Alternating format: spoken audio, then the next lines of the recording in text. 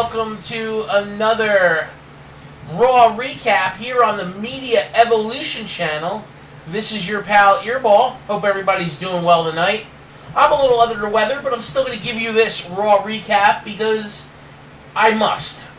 I haven't given you really good recaps on SmackDown. The SmackDown show has completely tanked. It's almost to the point where it's not even worth giving you a recap. The only good thing I see happening on SmackDown is AJ Styles is world champion, and Daniel Bryan is turning heel. I mean, I guess they're turning him heel so that he stops getting the biggest pop in the company, because his pops are bigger than AJ's, they're bigger than Roman's, they're bigger than friggin' everybody.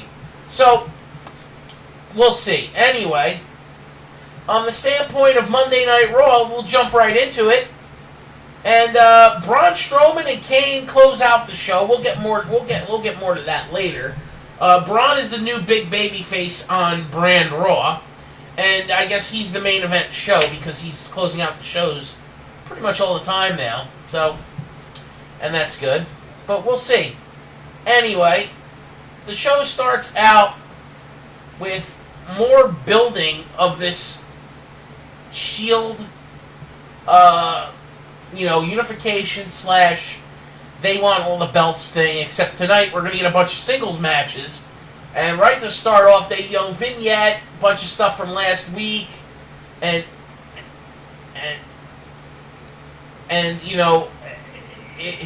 basically they're trying something new again. They're going with a let's give everybody what we're doing for the night right up front, and we'll stop with the 20-minute crap in the ring. At least they're trying something new, right? I mean, I don't know. I really don't know. It's definitely good for them to try something new, but this doesn't look good either. Monday Night Raw. If I was to tell you, or even if I was to look at myself, or to tell myself, why did I say look?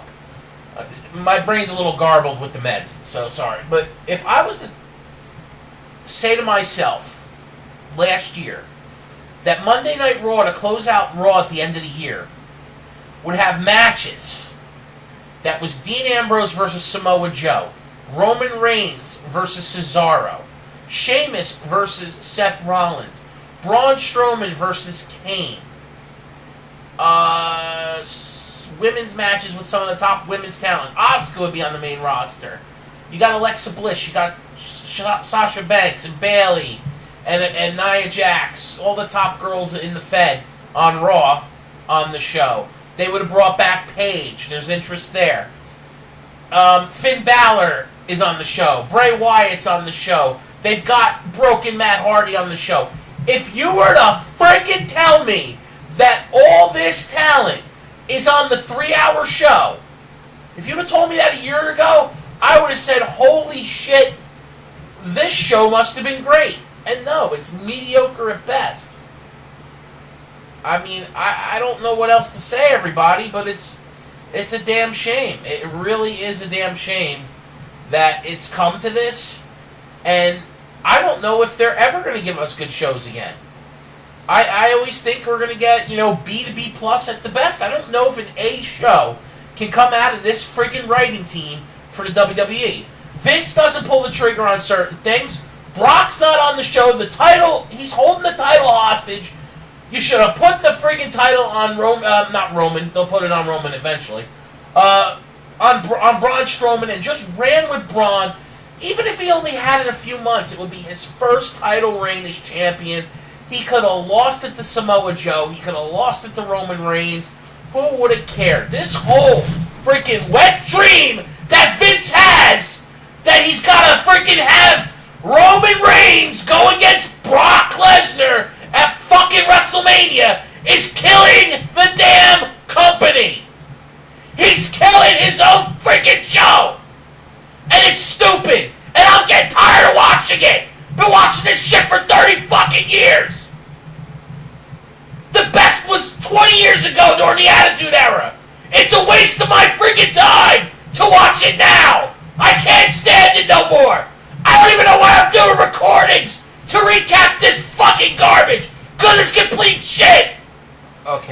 feel better now. I went and calmed down. I paused the recording. I apologize for my foul language and my hostility and anger that was portrayed through the microphone. I mean the words and the anger, but not at the listener. I'm frustrated that WWE has sunk to this. That the amount of talent, this talent, is equal to what I've seen as a young man.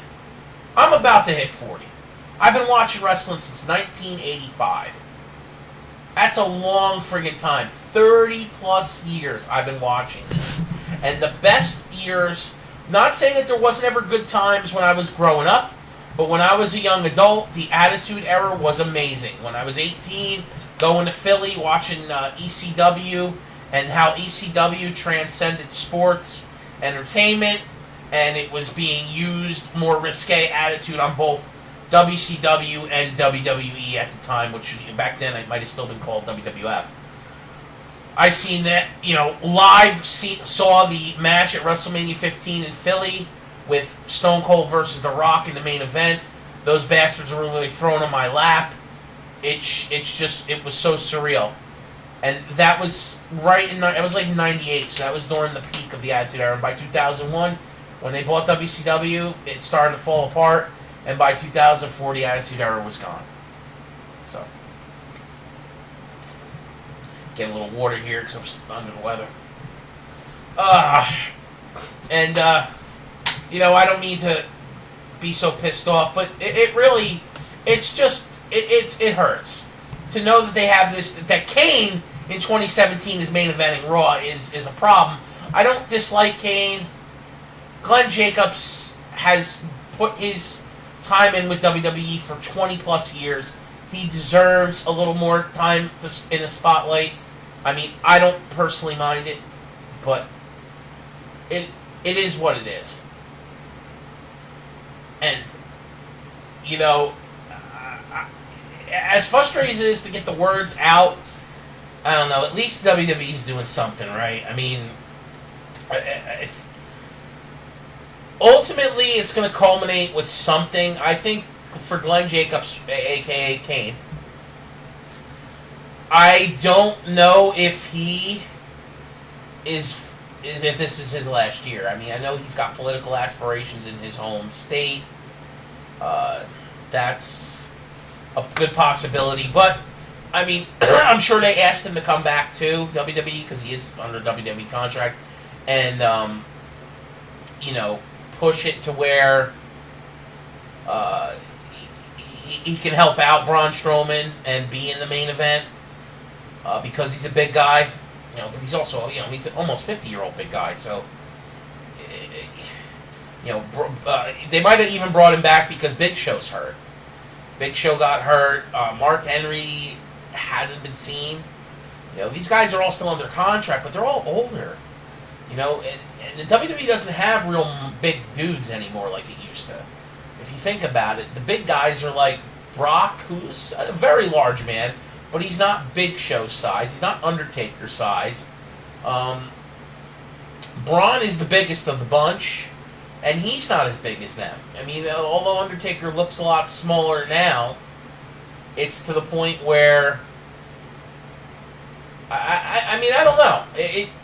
I would say that they brought Kane back because Big Show got hurt and they need somebody to fight Braun Strowman. But I don't know why Kane was brought out to kind of beat up on. When he first came out, he got involved with Braun Strowman thing, but he also beat up on Finn Balor, which I didn't understand that quite. It was like, I'm going to fly swat Finn Balor to keep him away from Lesnar. I don't know. And this Jason Jordan angle, which keeps building momentum for eventually him turning on his father, it's to the point where I just want to throw up. So, I mean, I don't know what to say. I don't know what to say. It's just, I love Kurt Angle, but that whole angle, shtick or whatever the hell they're doing, storyline, it sucks. It needs to go. So we get a handful of matches tonight that were really decent. The Seth Rollins and Sheamus match was really good. Those two guys are A-plus talent. I know a lot of people don't like Sheamus, but I think since he's become a tag team specialist with Cesaro, we're hanging out with Cesaro all the time. We know, and Seth is best friends with Cesaro. So we all know those guys are probably all hanging out together. I'm sure that's helped Sheamus get better in the ring. And also by being part of a tag team, it is a little bit less wear and tear on your body when you don't have to perform a 20-minute match by yourself. You could tag out and get a breather. And tag team formulas are actually something that really can take young talent, you mush them together, you see what you get. Maybe you get a tag team that can shoot up and rocket to the top and be a legit tag team for a long period of time. Or you get that whole rocker situation where Shawn Michaels is the talent that you want to push to the moon, and Marty Jannetty's, just the catalyst to get him there. And then you break them apart. But then, when you get to be older in professional wrestling, it gets to the point where, having a tag team partner adds to longevity in the ring. So I know Sheamus isn't that old yet, but I do think it has helped. And the same thing with Cesaro. These guys aren't that old yet, but I think it's helped out a lot. Now, Cesaro, unfortunately, has been a tag team specialist for most of his active time on the friggin' Raw roster and on the main roster. They don't want to push this guy, and it's a damn shame because he could be a world champion. I'm going to even say he could be a world champion because he's that talented in the ring. I'm not saying he needs to be a long-time running world champion, but, have one or two stakes in that belt. Definitely should be an Intercontinental. Like, I would prefer Cesaro as Intercontinental Champion over Roman Reigns. I know why they've given Roman the belt, because Vince has this, imaginary thing that it's gonna come to the point where he's gonna have Roman Reigns IC title, Brock Lesnar Universal title. They're gonna go at it. And he's gonna relive the Hulk Hogan Ultimate Warrior thing from like WrestleMania 6 or 7, whichever WrestleMania it was. Or was it 8? I can't remember. It was one of those WrestleManias. It was a freaking long time ago, but I remember because I was watching it as a kid. So they've kind of brought, and then the other storylines is you've got Absolution beating up Asuka, which doesn't need to happen. Asuka should be off on her own, doing her own thing right now. Don't involve her in this storyline with Paige. But does that mean now we're going to get Paige and Asuka? Probably not. It would be nice to see, but probably not. And does that mean they have Paige job to Asuka? Because you damn well shouldn't have Asuka lose, but we'll see. And then you come to the point where all the girls come out of the locker room and attack Absolution. And I know I'm kind of rambling at different points here, but the reason I'm talking about this is because it was early on where Absolution came out and was messing around with the other girls, and you had the 2-on-2 match. But then they came back out during the Asuka match that was supposed to take place, a rematch with Foxy, which was a good match last week. So we're hoping to see either a really quick pin of Foxy this week by Asuka or another good match. Which, like I've said many times in my past views, that Asuka should be elevating the entire women's locker room because she's that damn good. They should have her winning, but they should have some of the other girls, especially the more veteran girls, should be in matches that are 4-star rated. I'm not talking 5-star killing it matches, but really good matches. That should be happening. And a girl like Foxy, she's been in the company 10 years. She's a veteran. I know she's part of the Divas, brand of female wrestling, but Foxy, out of most of those divas, actually looked really good in the ring and can go. Like Natty, and compared to some of the other chicks. Now, the newer generation of female, yeah, they crap all over Foxy. They're better than her. But Foxy was definitely better than Summer Rae and some of the other girls. If you look from just a couple years ago, even better than Foxy was even better than Brie and Nikki Bella. Nikki and Brie took years for them to get really good. And that's not knocking them. I like the Bella twins. They serve a purpose besides marrying into the business. They serve a purpose because they started out as what you would call hot bimbos that just with tits and ass. Look good divas with skimpy clothing. They are wrestlers now. They are legit talented girls. It took them a long time, but that's what it is. It's that's what I would say. That they're worthy of being professional wrestlers. Don't knock them like people do now. I think that's wrong. Knock them 10 years ago, but not knock them now. They've put their time in and become really good. But the Absolution getting totally beat down tonight by the girls' locker room was totally dumb. Especially Nia Jax being there, where they've been forcefully keeping Nia away, having her flirt with Enzo Amore. Like, is Enzo going to take her out on a date? Is she going to beat Enzo up and steal his belt from him? Are they going to do one of those things? Like when Chyna won the Intercontinental belt, are they going to have Nia Jax win the Cruiserweight title? Because she's probably around 205. I don't know her actual weight, but she's a big girl, so maybe she's over 205, and they could say, well, she's or under 205, and be like, yeah, she's a $180, so yeah, Nia can win that belt. That would be hilarious, seeing her beat on Enzo, or even flirting with him. I don't care. Don't knock Nia because she's big. She's a pretty woman. She just so happens to be a 6 foot something, near 200 pounds pretty woman. Fat girls need love too, man. Just like fat boys do, If everybody looked the same, the world would be pretty damn boring. But anyway, the Cesaro Reigns match killed it tonight. Roman Reigns looked a lot better than normal. Was it because he was carried by Cesaro a little bit? Maybe. Cesaro's definitely a premier in-ring talent. He's like a Daniel Bryan. He's that damn good. And pound for pound, the strongest son of a bitch in the damn company. I really wish they'd friggin' do something with that guy. And make him a champion. Not just a tag champion. There's nothing wrong with him being tag champion. Believe me. I like the Bar. Just like I like the Shield and the Usos. These really good tag teams. There's nothing wrong with that. But why can't partners, whether they're in factional groups of 3, tag teams, whatever, also hold individual titles? What's wrong with that, WWE? Seriously. Because I remember years ago where that would happen. You'd have a really talented singles guy, and then he'd have a best friend in the locker room, and they'd go out, be a tag team, whoop some ass, win the tag titles, and you'd have an Intercontinental Champion who's also a tag champion. Or a World Champion who's also a tag champion. It's happened before. Doesn't last for long, but there's bits and pieces where that does happen. Just like I would love to see an active Triple Crown champion.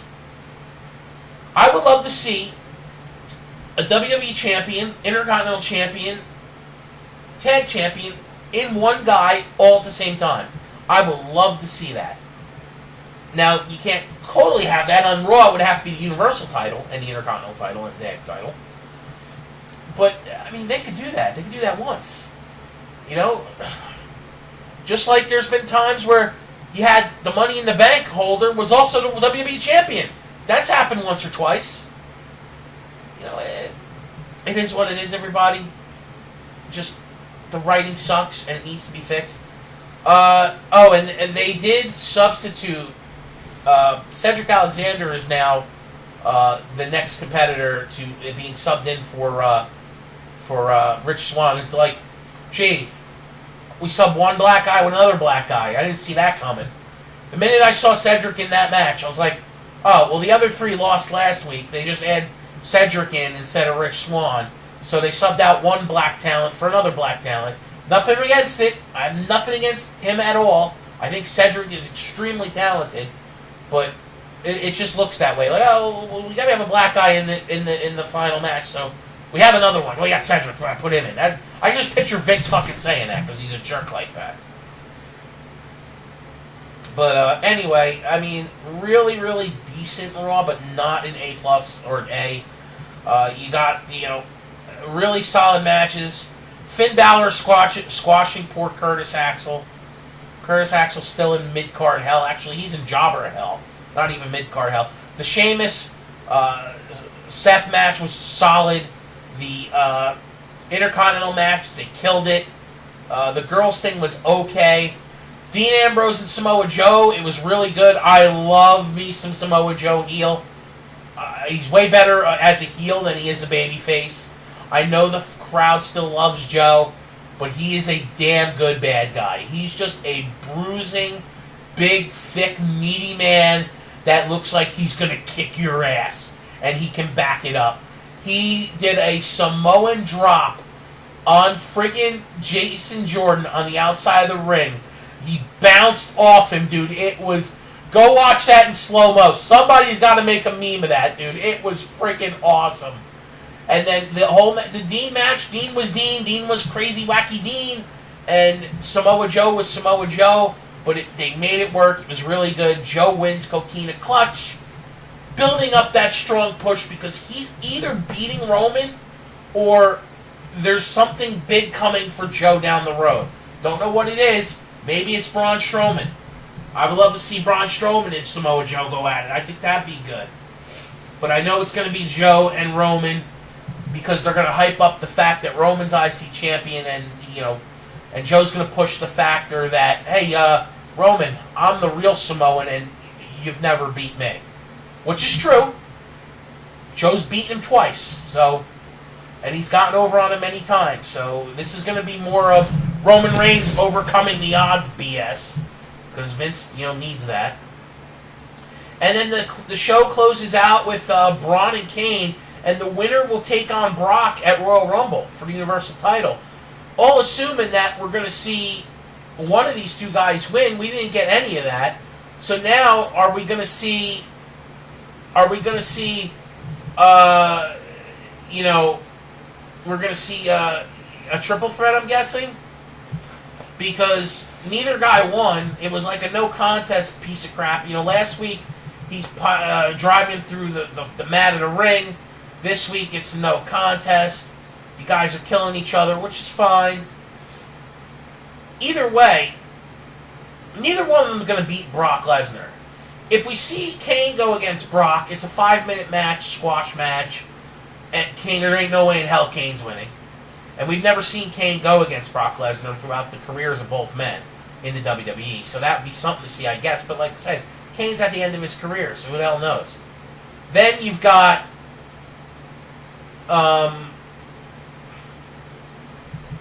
then you look at it on the standpoint of... Can Braun Strowman, if he wins, can he beat Brock? Probably not, because...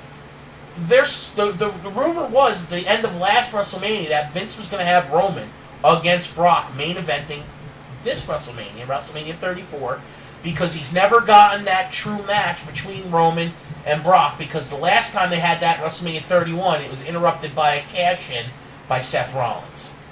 So he wants these two to go at it, and what it's going to be is it's going to be champion versus champion. So that would mean whoever faces Brock at Royal Rumble's losing. I don't want to see Braun lose again. I want Braun to be champion.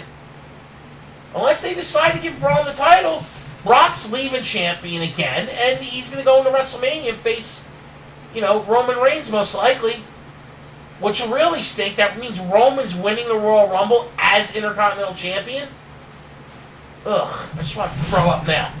And that's nothing against Roman. Don't think I'm a Roman hater, because I'm not. It's just not what I want to see. We've seen Roman as champion. We've seen him in the main event after main event. Well, why do we gotta... He's going to be in the company for 10 more years at least. Let Braun start to shine a little bit. He's the next big thing. Give him a title run for a little bit. It only has to be... You gave Jinder Mahal a freaking title for 6 months. Give Braun for 3 or 4. For God's sakes. My blood pressure's going to go up again. I'm going to flip out again. So, anyway, I'm going to end this here. I know I kind of didn't do it like I've normally been doing it. I'm just trying to... I'm not a little under the weather, so I'm trying new things and stuff like that. But I'm trying to also decide whether I want to keep doing all the videos I was doing. Like, I'm still doing my WWE Supercard video once a week, and I'm still doing Raw because Raw is the bigger show. But it looks like I'm going to stop doing SmackDown. I might do SmackDown this week still because it's WWE week, and I planned on doing NXT and the Tribute to the Troops in like a combo thing on Thursday or Friday.